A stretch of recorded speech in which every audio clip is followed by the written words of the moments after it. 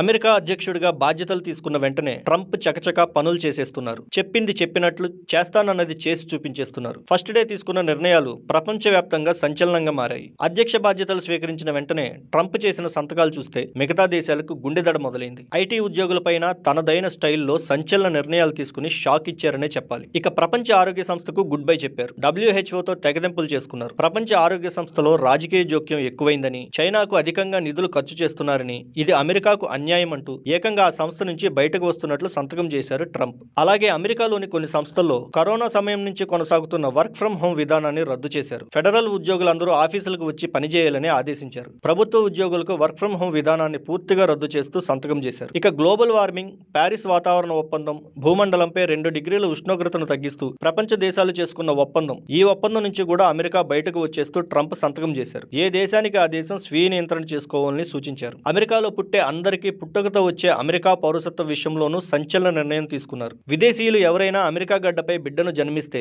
ఆ పుట్టిన బిడ్డకు అమెరికా గ్రీన్ కార్డు, అమెరికా పౌరసత్వం ఇవ్వడం ఇప్పటి వరకు జరుగుతూ వచ్చింది. ఇక నుంచి అలా జరగదు. విదేశీయులు అంటే ఐటీ ఉద్యోగులు ఎవరైనా సరే అమెరికా వెళ్లి అక్కడ పిల్లలకు జన్మనిస్తే వాళ్ళకి ఇక నుంచి అమెరికా పౌరసత్వం అనేది ఇవ్వరు. ఇక టిక్ టాక్ నిషేధంపై 75 రోజుల బ్రేక్ ఇచ్చారు. టిక్ టాక్ లో వాటా కొనుగోలు, నియంత్రణ వంటి వాటిపై చర్చించి త్వరలో నిర్ణయం తీసుకోనున్నట్లు స్పష్టం చేశారు. ఇక క్యూబాను ఉగ్రవాదాన్ని పెంచి పోషిస్తున్న దేశంగా గుర్తిస్తూ బ్లాక్ లిస్ట్ లో పెట్టడాన్ని కూడా ట్రంప్ తప్పుబట్టారు. ఆ బ్లాక్ లిస్ట్ నుంచి క్యూబా దేశాన్ని తొలగిస్తూ సంతకం చేశారు. ఇక ట్రాన్స్జెండర్స్, మగాళ్ళు పెళ్లి చేసుకోవడం, ఆడోళ్ళు పెళ్లి చేసుకోవడం, వాళ్ళకు హక్కులు ఇవ్వడం వంటి అన్నిటిపైన నిషేధం విధించారు. ఇక నుంచి అమెరికాలో 2 జెండర్స్ మాత్రమే ఉంటాయని, ఒకటి మగ మరొకటి ఆడ, ఈ 2 మాత్రమే ఉంటాయని ట్రంప్ స్పష్టం చేసి మిగతా అన్నింటినీ రద్దు చేశారు. 2020 ఎన్నికల్లో ఓడిపోయిన తర్వాత ఎన్నికల్లో అవకతవకలు జరిగాయంటూ ట్రంప్ మద్దతుదారులు అమెరికా క్యాపిటల్ పై దాడి చేశారు. ఈ దాడి చేసిన 1500 మందికి విముక్తి కల్పిస్తూ సంతకాలు చేశారు ట్రంప్. 47వ అమెరికా అధ్యక్షుడిగా బాధ్యతలు స్వీకరించిన కొన్ని గంటల్లోనే ట్రంప్ తీసుకున్న సంచలన నిర్ణయాలు అమలు దిశగా చేస్తున్న ప్రయత్నాలు